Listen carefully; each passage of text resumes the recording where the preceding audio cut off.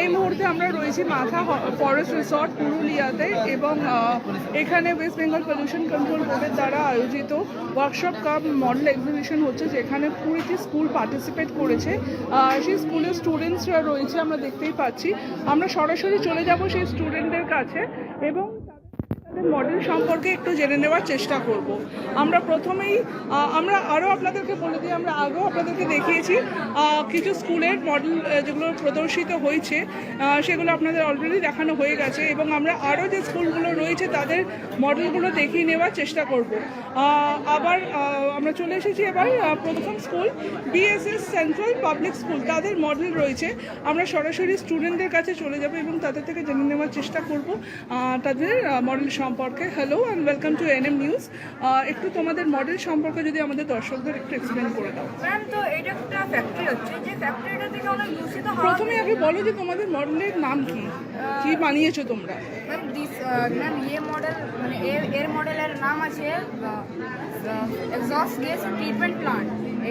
আমরা आप अगर हिंदी में बोलना चाहते हैं तो you can do that. Ma'am, जैसे कि आपको आप सबको पता रहता है कि factory main source exhaust gas का, तो वो गैस जो चिमनी थ्रू ऊपर एयर में जाता है, एटमॉस्फेयर को डैमेज करता है।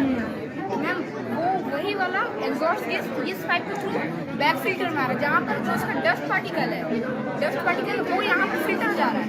अब फिर जो बचा हुआ गैस है और स्मोक वो इसके थ्रू ये जा रहा है बाहर माइक्रोबियल चेम्बर जो है उसमें जा रहा है। मैम, इसमें ये होता है बैक्टीरिया होता है, जो कुछ गैस होते हैं इसमें प्रेजेंट, उसको एब्जॉर्ब करके प्रोटीन प्लस ऑक्सीजन ये मैंने प्रोवाइड करता है। मैम, और अदर गैस जो बच जाता है लाइक कार्बन डाइऑक्साइड मोनोक्साइड, वो जाता है माइक्रोएल्गल चैम्बर में।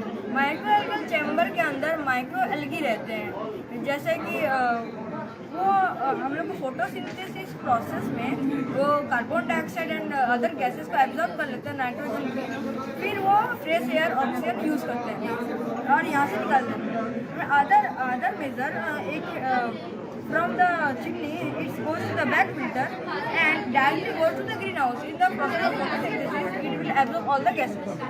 Absolutely. পরের যে স্কুল রয়েছে সেখানে সেম স্কুল এটা, আচ্ছা বিএসএস সেন্ট্রাল পাবলিক স্কুলের আরও একটা মডেল রয়েছে, আমরা সেটা ছোট করে একটু ওদের থেকে জেনে নেওয়ার চেষ্টা করব। आप थोड़ा एक्सप्लेन कर दीजिए। ये हम लोग का ऑटोमेटिक सॉइल इरिगेशन सिस्टम है, ठीक है। ये हम लोग ऑर्डिनो के थ्रू कोडिंग करके बनाया गया है, ठीक है। ये सॉइल का मॉइस्चर देख के अपने आप उसमें पानी देगा।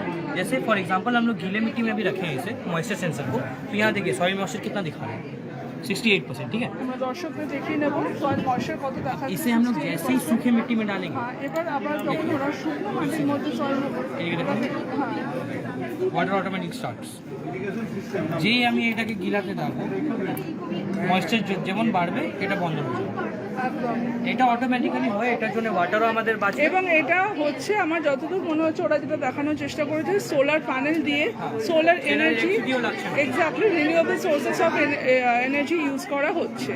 ওয়াটারও কনজার্ভ হচ্ছে, হ্যাঁ এক্স্যাক্টলি, লেবারও লাগছে না, এটা কিছুই লাগছে না, অটোমেটিক হয়ে যাচ্ছে। আমরা কথা বলে নিলাম বিএসএস সেন্ট্রাল পাবলিক স্কুলের স্টুডেন্টদের সাথে। Thank you so much for speaking with us.